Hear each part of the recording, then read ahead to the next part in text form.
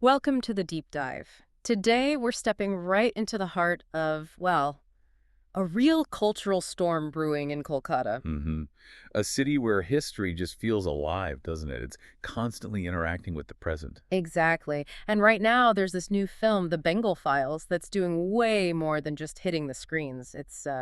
It's igniting something. Oh, definitely. It's become a lightning rod already. Yeah. We're talking about Agnihotri's latest project, and it's set to dive headfirst into a really, really painful moment in India's past, the 1946 communal riots, Direct Action Day. So, our mission really is to help you, our listener, navigate this whole thing because it's not just a film, is it? It's controversy, it's politics, it's deep seated emotion all wrapped up together. Yeah, absolutely.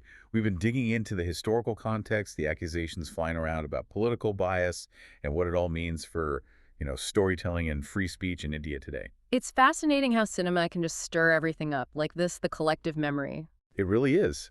And Agnihotri, he's not exactly new to this kind of contentious historical ground. No, definitely not. The Bengal Files is part three of his Files trilogy, right? That's it. It follows the Tashkent Files back in 2019, and then, of course, the Kashmir Files in 2022, which was, well, hugely polarizing itself. Hugely. So there's a track record here, a certain approach, maybe? You could say that. There's a pattern emerging in how he revisits these sensitive parts of history. And looking at the specifics for the Bengal Files, this is a pretty big production. You've got Abhishek Agarwal, Pallavi Joshi, Agnihotri himself producing. And Z Studios, I Am Buddha presenting, plus a really strong cast, Mithun Chakraborty and Upam Kher. Pallavi Joshi, Darshan Kumar, big names. Right. And the story itself, it centers squarely on the Great Calcutta Killings, August 16th, 1946, Direct Action Day.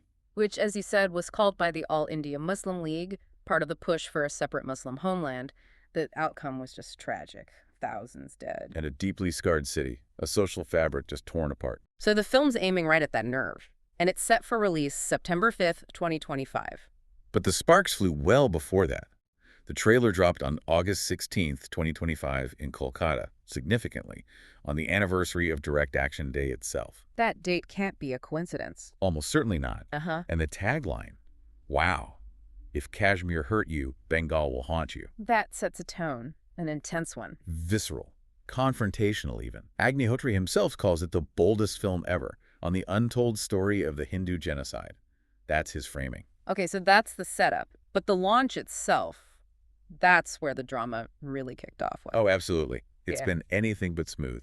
The first plan was a trailer launch on August 15th, India's Independence Day, at a big theater chain in Kolkata. And that guy canceled. Abruptly canceled. Yeah. Agnihotri went public, saying it was due to political pressure, fears of turmoil. So already, before most people see anything, there's this narrative of suppression building. Exactly.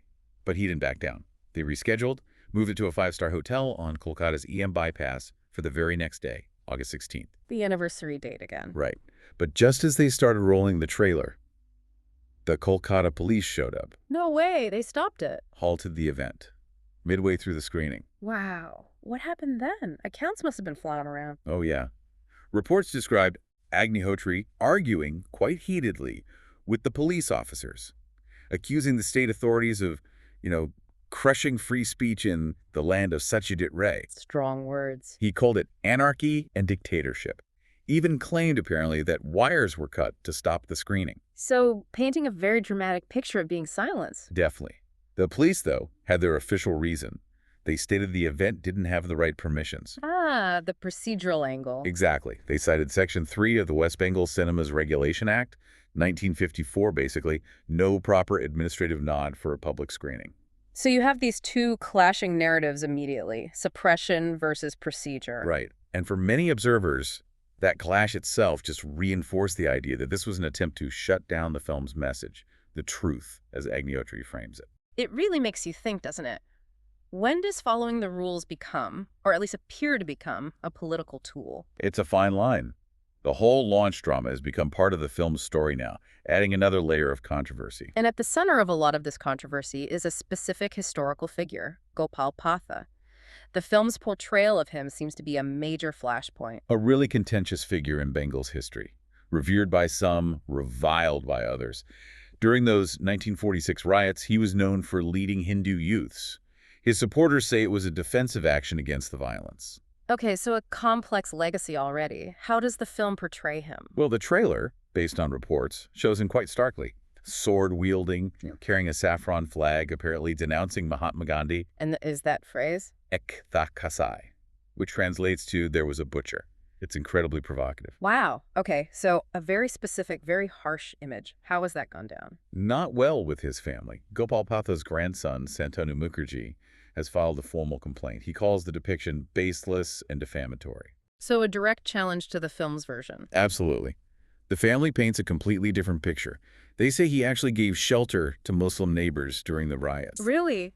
That complicates the butcher narrative significantly. It does. They also say he had business ties with Muslim traders, and that his nickname Patha doesn't mean butcher at all. It comes from Bukur Patha, a Bengali phrase for bravery or strength. Okay, so the nickname itself is disputed. Completely. They talk about his life starting as a Gandhian, then following Subhas Chandra Bose, running a meat shop for a living, being a social worker, right up until he died in 2005. Much more nuanced. A much more complex human being than a simple symbol of violence. Exactly. It really highlights how historical figures can be flattened, to fit a narrative. Agnihotri defends his portrayal, though. He says it's based on Gopal Patha's own words in a BBC interview. Okay, so he claims the source. He does. And he also hints the objections might be politically motivated, pointing out the family has links to the Trinamool Congress, the ruling party in West Bengal. Ah, the TMC.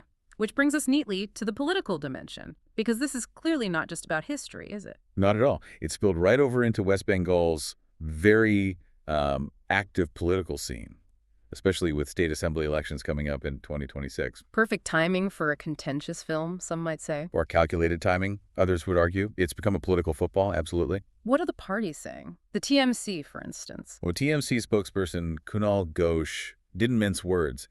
He basically called Agnihotri a wooden puppet of the BJP, the main opposition party in Bengal and the ruling party nationally. Ouch! So, accusing him of being a political tool. Pretty much. Suggesting the film is timed specifically to stir up communal feelings before the elections. Ghosh even challenged Agnihotri, saying, "Why don't you make films about violence in BJP-ruled states?" Highlighting a perceived bias, then, and the BJP's response. They've rallied around Agnihotri, as you might expect.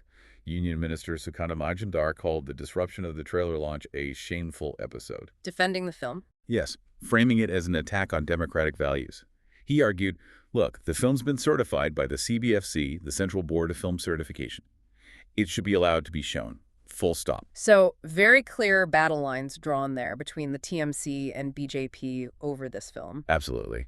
And there was also that interesting little detail about the title change. Oh, right. It wasn't always the Bengal Files. No, originally it was announced as Delhi Files, the Bengal chapter. Agnihotri said the change to the Bengal Files was just to avoid confusion. But critics see maybe another motive.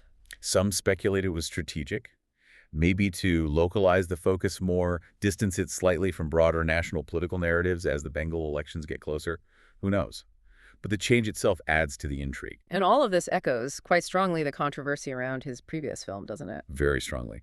The Kashmir Files in 2022, the parallels are striking. That film about the exodus of Kashmiri Pandits in the 90s, it followed a similar path. Huge box office success, I remember. Massive. And it got significant endorsement from the top, including Prime Minister Modi. BJP-ruled states made it tax-free. But also faced intense criticism. Intense. From opposition parties, from historians, from commentators. You had Congress leader Randeep Singh Surjewala making that famous comment, Hindustan ek film nahin hai. India is not just a film, accusing Agnihotri of basically spreading hatred. So we see the same dynamics playing out again. Box office potential, political endorsements, accusations of bias and polarization. Exactly. Both films tackle these incredibly raw historical wounds, use very strong emotive imagery, and frame themselves as revealing truths that have been suppressed. Which leaves us, and you the listener, with that big question. Is this courageous filmmaking, forcing uncomfortable but necessary conversations? Or is it something else? A kind of sensationalism that simplifies complex tragedies into, well, polarizing narratives that serve a present-day agenda. It's a crucial distinction to try and make. And you see how history itself becomes a battleground for current politics, especially near election time.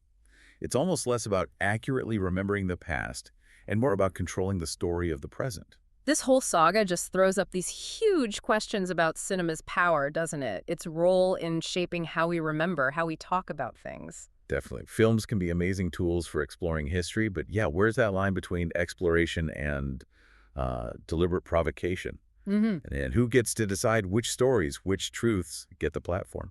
Agnihotri's argument about free speech certainly finds receptive ears. People see the disruptions, they hear about the CBFC certificate, the U.S. screenings. And they see it as censorship, pure and simple, an attack on artistic freedom. But then you have the other side, the concerns from Gopal's family, the warnings from the TMC leaders. They highlight the potential for real harm. Yeah, the risk that misrepresentation, even if unintentional, can reopen old wounds, distort legacies, and actually deepen the divisions in society, that's a heavy responsibility for any storyteller. And that terminology, the Hindu genocide framing, that's become a core part of the debate too. Hugely divisive. Because while the suffering of the Hindu community during the riots was immense and undeniable, historians generally describe 1946 as a tragedy that engulfed all communities. Hmm. Hindus and Muslims both suffered horrific losses. So the argument is, does focusing solely on one group's suffering as genocide oversimplify a much more complex, multi-sided tragedy? Does it risk erasing the pain of others? That's precisely the debate. It's about the power of language and how framing an event shapes our understanding and potentially our reactions to it, something you'll definitely hear more about as this unfolds. And this isn't just academic debate, is it? There are real-world consequences, legal challenges, safety concerns. Right. Multiple FIRs, first information reports, have been filed against Agnihotri and the team. The accusation is that the film could incite communal trouble. Has anything come of those? Well, the Calcutta High Court put a temporary pause, an interim stay, on those FIRs until August 26th. But the legal fight isn't over. And you mentioned safety, like with the Kashmir Files. Exactly. Back in 2022, Delhi police actually deployed extra security at cinemas showing the Kashmir Files because of tensions.